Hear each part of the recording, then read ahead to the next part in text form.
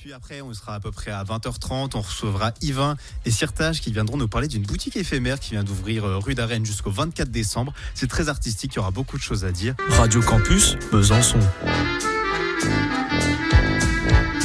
102.4 FM.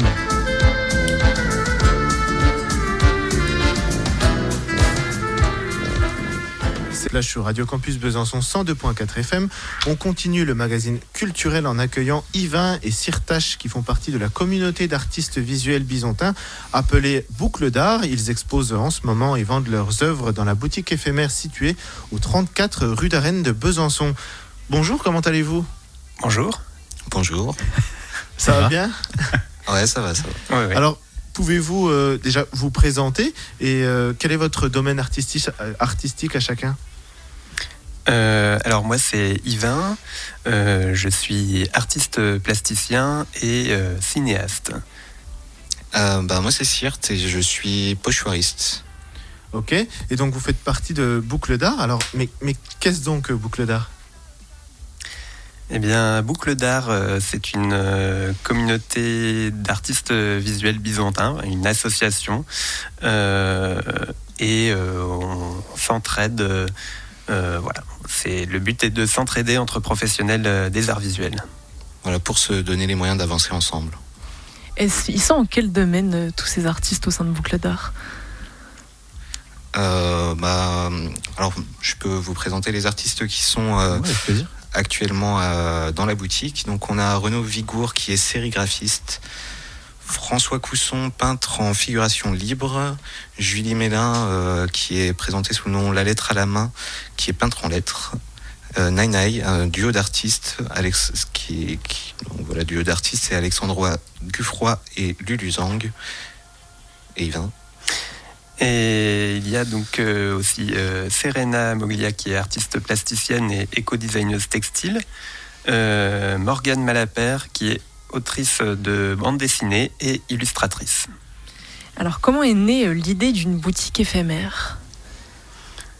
On a quasiment tous dans l'association participé à la boutique du 52 de Culture Action et on avait envie un petit peu de passer à l'étape suivante en organisant une boutique indépendante. Alors, elle aura lieu jusqu'au 24 décembre. Du coup, vous êtes quand même un bon groupement pendant un mois. Sur vos parcours personnels, alors toi, Yvain, du coup, tu fais aussi du court-métrage. Tu as sorti justement Je suis un moment à partager, qui est sorti le mois dernier, toujours disponible sur Vimeo, si je ne me trompe pas. Oui. Mais tu fais aussi du dessin. Et alors, qu'est-ce que toi, tu montres dans cette boutique éphémère ? Hier, tu as fait justement une présentation en live de dessin. Oui, donc je présente des dessins à l'encre sur papier et principalement autour du thème des arbres et plus généralement de la forêt. Parmi ces dessins, j'ai ma série des herbiers d'ombre où je vais directement dans la forêt pour peindre et dessiner les silhouettes projetées par le soleil sur la feuille. Et puis j'ai aussi, comme le dessin que j'ai dessiné en direct dans la boutique hier, une série d'arbres, de portraits d'arbres. Voilà. Alors d'ailleurs, c'est marrant parce que tu as participé à un événement dont on avait parlé sur cette antenne-là. On avait reçu Shawi qui avait fait du coup les fameux courts-métrages d'animation. Donc tu fais en fait, parce que Je suis un moment partagé, c'est pas de l'animation, c'est filmé, et tu fais aussi, du coup, tu fais les deux, tes multifonctions, clairement. Oui, en fait, j'ai toujours été passionné par le cinéma, ça fait depuis très longtemps, et j'ai aussi toujours dessiné. Et j'ai été fasciné par des films d'animation comme ceux de Miyazaki ou de Michel Oslo. Et finalement, en fait, j'ai pris la voie des arts plastiques pour pouvoir faire à la fois du cinéma d'animation et du cinéma prise de vue réelle. Et ce qui fait aujourd'hui que parallèlement donc à l'écriture et la réalisation de courts-métrages, j'ai aussi une activité d'artiste plasticien. Et en fait, vous êtes tous des artistes qui sont assez variés, parce que toi, Syrte, alors d'ailleurs on en profite pour le dire, c'est le dernier jour pour venir te voir faire le marathon de la découpe. Non, je poursuis jusqu'à dimanche. Ah, jusqu'à dimanche, je pense que j'avais vu sur le 9, sur les réseaux, c'est pour ça. Et une petite erreur de com. Petite erreur de com, bah, tant mieux pour ceux qui veulent venir te voir. Est-ce que tu peux nous expliquer un petit peu ce que c'est que ce marathon justement de découpe? J'aime bien me lancer dans des projets un peu bêtes. Et voilà, je me suis dit, j'étais présent à la boutique sur une semaine, alors pourquoi ne pas passer tout ce temps-là à faire des trous dans du papier? Et donc voilà, c'est la quête que je mène, une trentaine d'heures de découpe sur la semaine. Et donc c'est une boutique, mais c'est aussi là où vous travaillez en partie, lorsque vous êtes à la boutique, et les gens peuvent venir vous voir travailler. Donc c'est ça aussi le principe? Oui, c'est quelque chose qui nous tient à cœur aussi. On sait que nos techniques sont variées et que voilà, ça peut être une occasion pour mieux comprendre notre travail de nous voir travailler. Et d'ailleurs, est-ce qu'ils posent des questions, tous ces visiteurs qui viennent vous voir travailler, comment vous travaillez? Est-ce que voilà, ils montrent un intérêt particulier? Oui, oui, quand même. Alors pas tout le monde, hein, bien sûr. Il y a peut-être même des gens qui n'osent pas, mais qui n'hésitent pas quand même. Et ouais, globalement, ça crée l'échange, qui est pas toujours simple. Moi, il y a un truc qui me paraît super intéressant dans le principe, c'est que vous faites tous les deux des activités qui sont assez difficiles à observer. Je veux dire, c'est pas si courant d'aller voir quelqu'un justement qui fait de la découpe ou qui fait justement du court-métrage. Est-ce que c'était une idée un petit peu de rendre ça plus accessible? Pour moi, c'est une habitude. Je fais ça sur toutes les expos que je fais, je découpe et heureusement, parce que je me suis rendu compte comme ça que parfois les gens ils comprennent pas mon travail. Oui. Donc là, ça leur fait une porte d'entrée. Ça te stresse pas en tout cas? Non. Ça me détend. Ah oui. Et comment vous organisez-vous pour faire fonctionner cette boutique? Parce qu'en fait, c'est vous qui la gérez. Voilà, vous êtes les artistes et les gérants.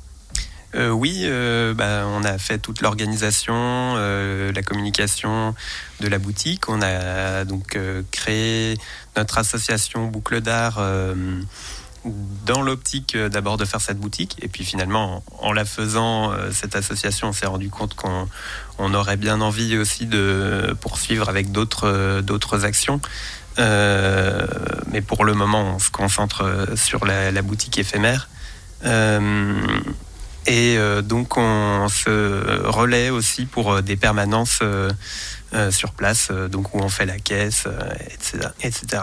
Oui, toutes les compétences pour créer cette boutique, on les a acquises grâce à Culture Action quand même. Je pense qu'on peut les remercier pour ça, par tout un tas de formations qu'ils organisent tout au long de l'année. Donc Culture Action, ça permet aux artistes un petit peu de s'autogérer en fait, c'est ça? D'apprendre le métier, parce que c'est un métier qui est vaste et compliqué.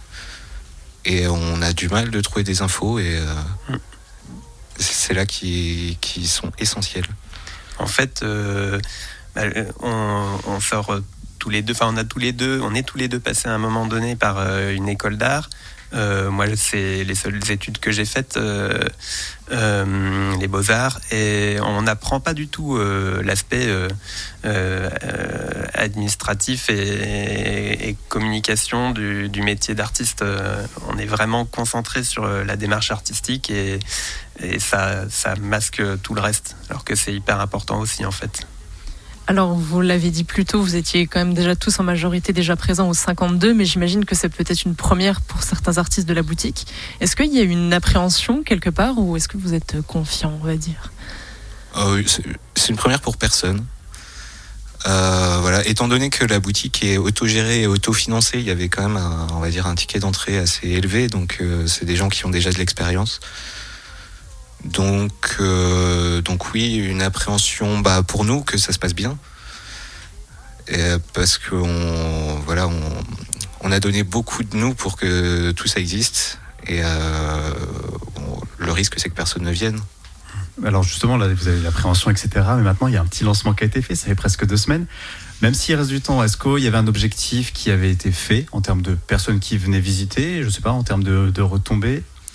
Le seul objectif qu'on s'est donné, il est très pragmatique, c'est que personne ne perde d'argent. Ok, c'est rentabiliser le projet. Voilà, que tout se passe au mieux. Et pour l'instant, donc je vais pas parler de l'aspect financier, mais en tout cas en termes de visite, on n'avait pas de référence, donc on pouvait pas se fixer d'objectif, mais le public est au rendez-vous. On a organisé 2 concerts la semaine dernière, qui était un défi pour nous, on n'avait jamais fait ça. Notre communication a fait que des gens sont venus, donc voilà. Là, on est sur un petit nuage, tout se passe bien. Alors, est-ce que vous vous connaissiez tous avant le projet, du coup, ou pas forcément ?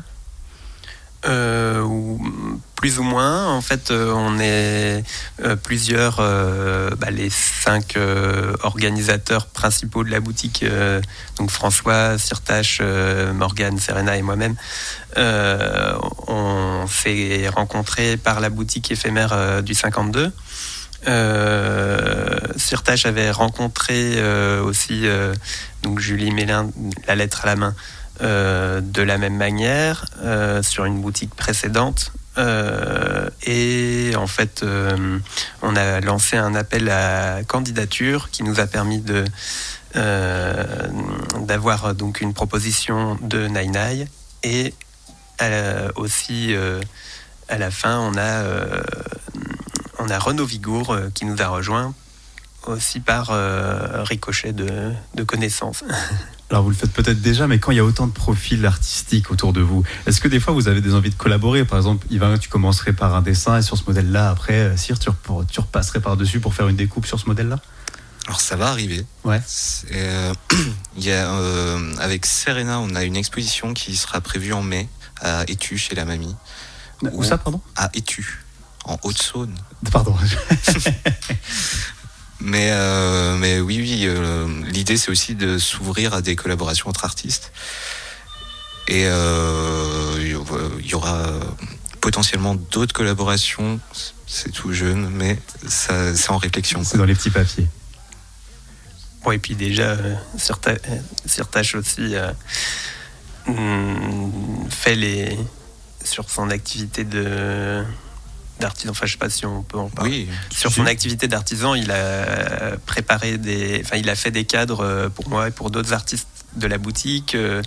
Et il a aussi fait les meubles de la boutique. On a quand même on commence à collaborer sur un peu au-delà de juste l'aspect organisationnel.